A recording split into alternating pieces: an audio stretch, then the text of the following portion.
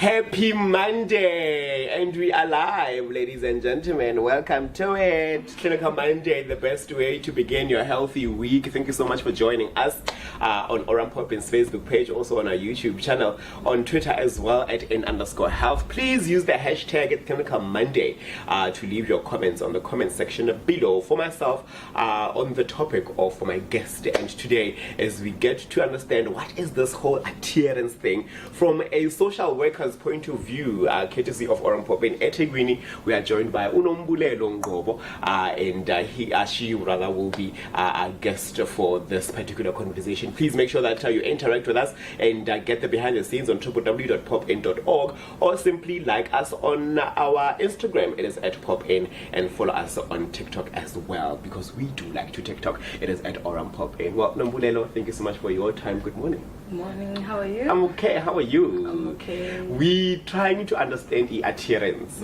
For somebody ongazuti adherence into enjani. Yes. Take us through what is adherence. Okay. Adherence, it's where we provide adherence counseling, which is part of psychosocial support to our clients who are not adhering on their ART treatment. Some are not adhering even on their PrEP prevention treatment. Yes, so this is where we provide psychosocial support. Yeah. So psychosocial support, I guess it is trying to find out first what would then hinder a person from adhering, and then addressing those factors. Yes. Yeah, let's talk about psychosocial support. What are some of those factors then that would hinder somebody from adhering? Okay. The psychosocial support, there are different factors, which is bio, which is psycho, and also social. So when we're talking about bio, we are talking about those factors which affects the physical of the person. The person maybe is bedridden and can't get into the facility for their treatment, so they end up not adhering into their treatment.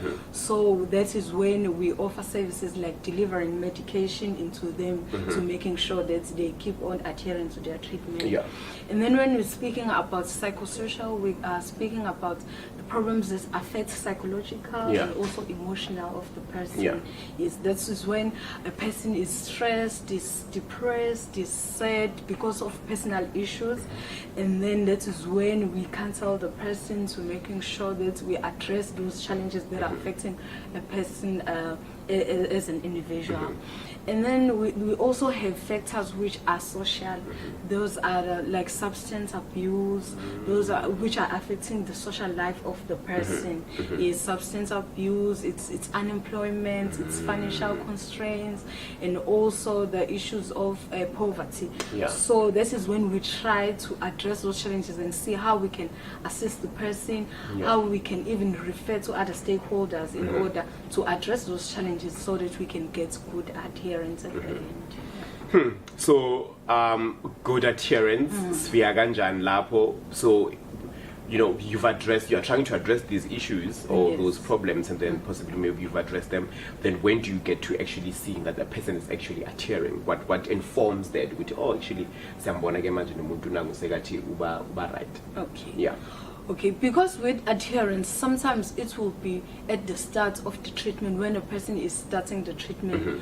Then the counselors will do a risk assessment. So they will see that there are challenges which can hinder the adherence of the person along the way. So they will then refer the clients to the social workers in order to address those challenges within the start of the treatment.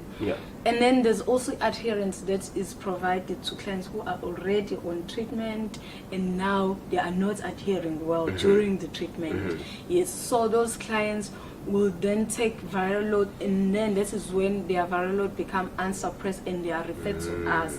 That this client is having problems with adherence. Yes.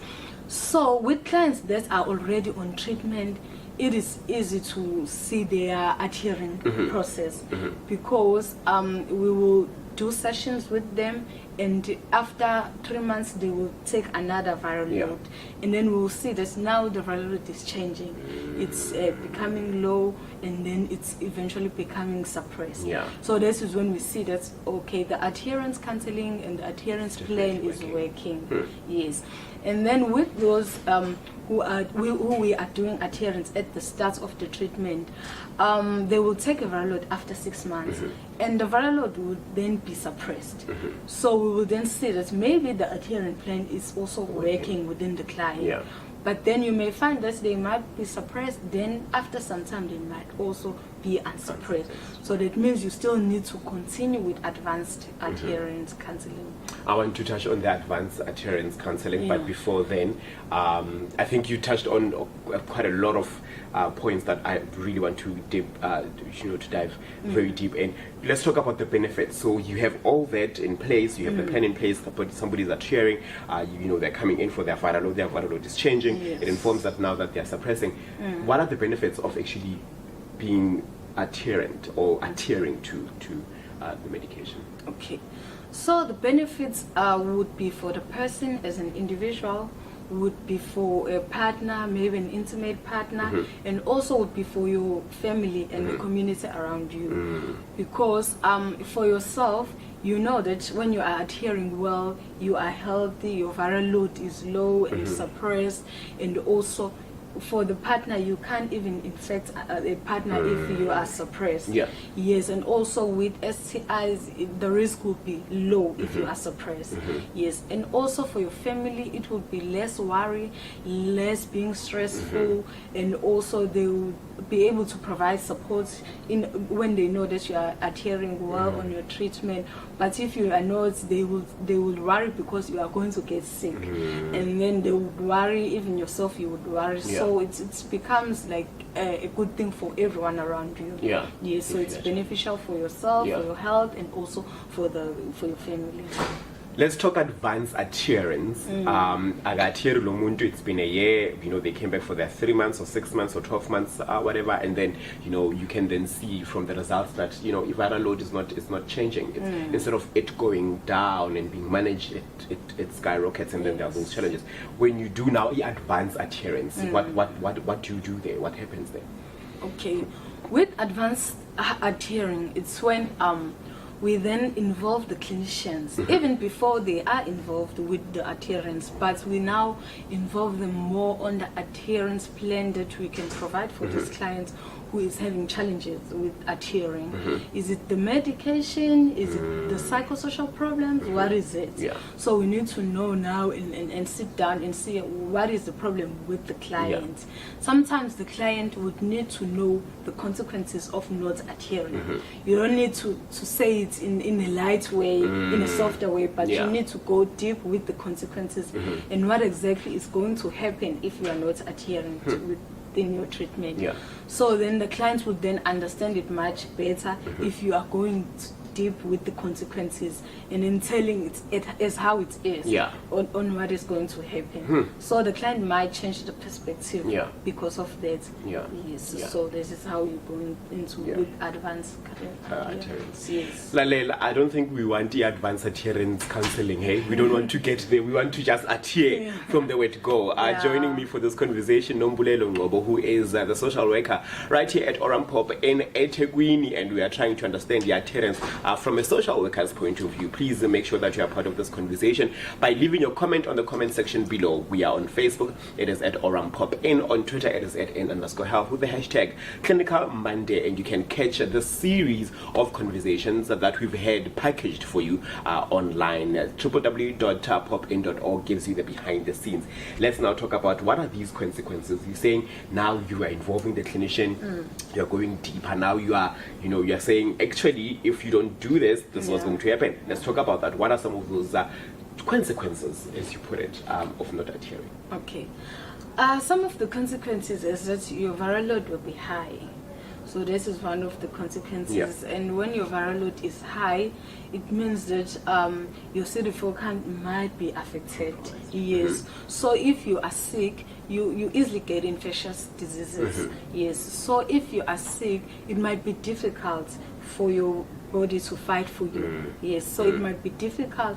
That is when you get sick and might not be able to heal or be better. Yes, so that is when you see people being bedridden just because of HIV, and some don't even make it. Yeah, so this is how we go into deep with the adherence. Most definitely.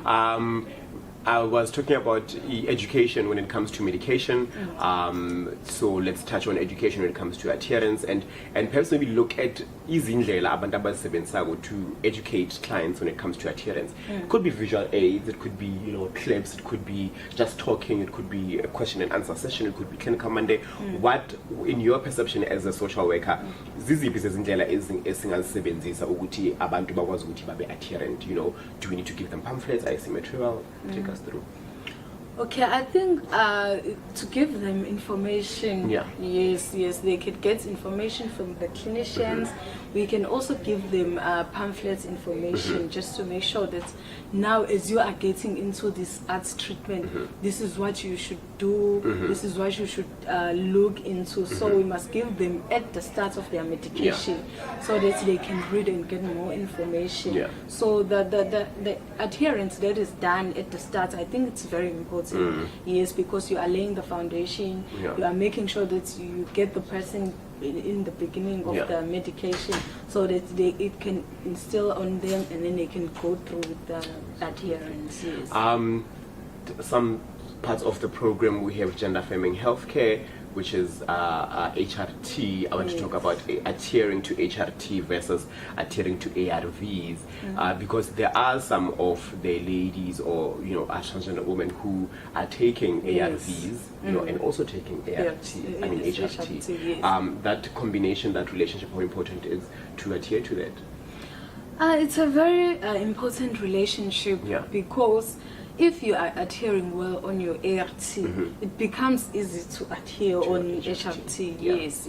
So we look into making sure that our ladies are adhering into their their ART at first before they can go into their HRT. But that doesn't mean they mustn't take their HRT if they are not adhering into their HRT. And how easy is it for them to adhere to their ARVs when they have HRT? Because I'll tell you why.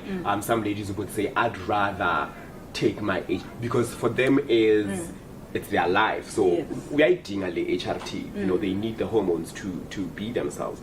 So they'd rather not even opt, but they'd rather have HRT than ARV. So what is the conversation? How do you then tell them, which are actually, yes, your HRT is important, but equally your ARVs are important? I think the HRT just motivates them to take ART. It's just motivates them because as you want these changes, as you want to look as how you want to, you also want to be healthy. Because you can't even look how you want if you are not healthy, if you are sick, So automatically it just motivates them to also take their ART. Nombulelo, Ngcobo, thank you so much for your time. I really appreciated giving us the 411 on ART. I mean, adhering rather to ART and HRT.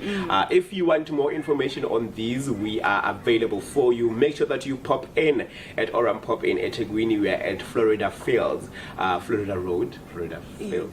Which one is it? Florida Fields in Florida Road. Nazia, make sure that you pop in 8 to 4 o'clock every day, Monday to Friday, and also on Saturdays from 8 to 1 o'clock. And you can get Nombulelo to give you the 411 and other clinicians who are part of the team to make sure that you understand HIV and adhering. Listen, for the next session, we are going to talk to few ladies who are going to give us their journey into HRT, speaking of it. But for more of this conversation, make sure that you are online. It is at Oram Pop In on Facebook. It is at N_health on Twitter and www.popin.org. Listen, until next time, happy listening. Bye.